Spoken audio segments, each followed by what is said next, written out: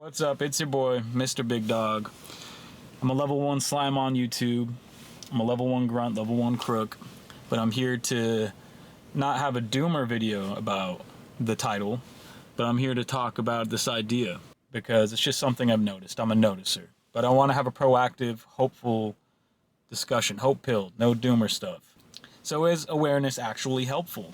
We live in this age of information where everyone has this capability of being a talking head. I know, ironic.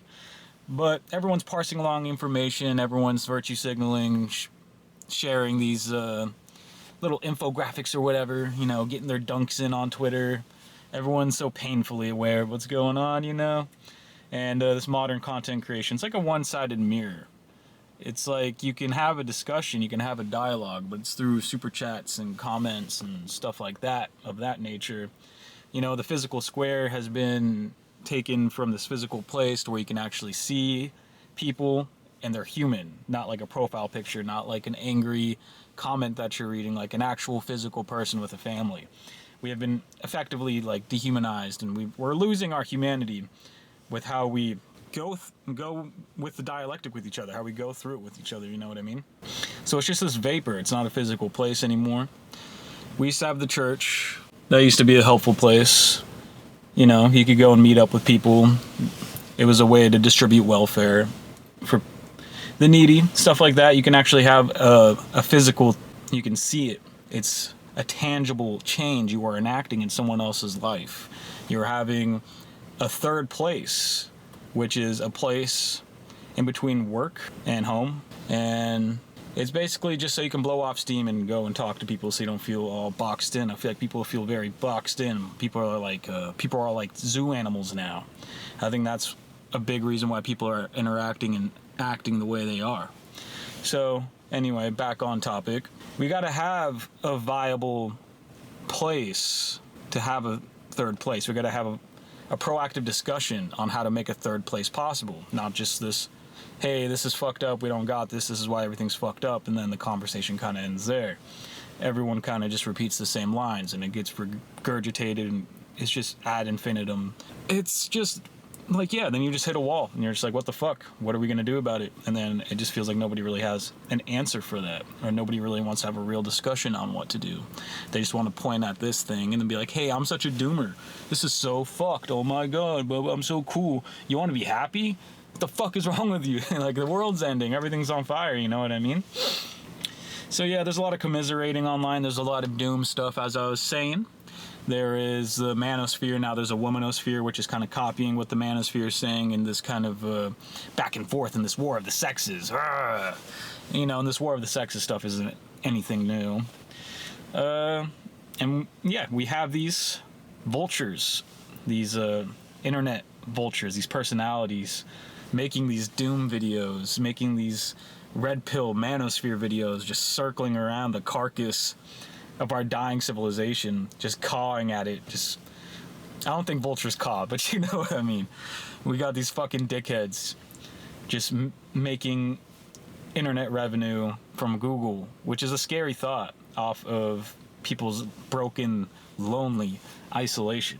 So we have these thumbnails that are very sensational to get clicks and updates, and it's just the most hyperbolic thing ever. I feel like it's a very sensational time we live in, to where a nuanced discussion is it's hard to find. I mean, it is there, but I feel like it's getting more polarized, but we're also multi-polarized.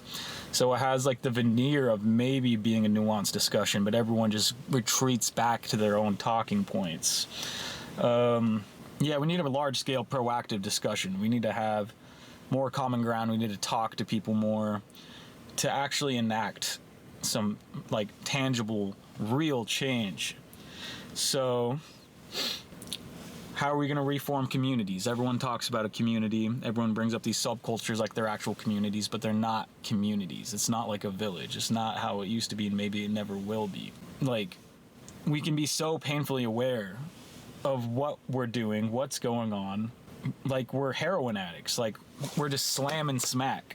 And we know scientifically how it's destroying us. We can analyze how it's fucking up our lives. But it's just like, well, I guess it is what it is. I'm just a junkie. So we don't have a shared culture anymore. We don't have a cohesive thing that we can all relate to. Everything has been fractured and disjointed into these subcultures and niche online internet spaces and forums. And people will try to chalk it up to America's hyper-individualistic philosophy that's kind of been born out of neoliberalism. But even countries that don't have this hyper-individualistic society, more collectivist countries, more religious countries are having the same issues. Like if you talk to somebody from Bosnia, or if you talk to somebody from Western Europe, you'll notice they have a lot of the same issues that us Americans have. So, what do we make of this? Is this just pure entropy and atrophy?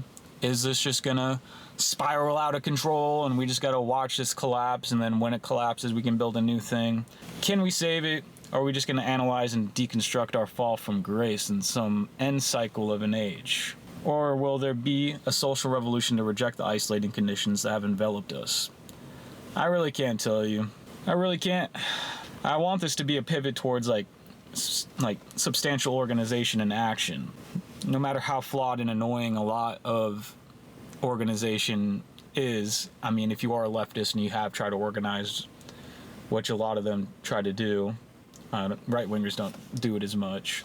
You can kind of tell that it's a lot of it's like a LARP. A lot of it is for aesthetics. A lot of it's just people discussing theory.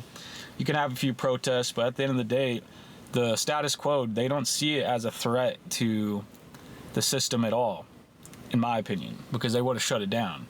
Because every I know it sounds bad, but every farther right organization has been totally just psyoped or infiltrated by alphabet soup CIA. They used to do that to the left. I'm not going to argue with it. They used to do that with the left in the 60s and 70s and stuff like that around that time.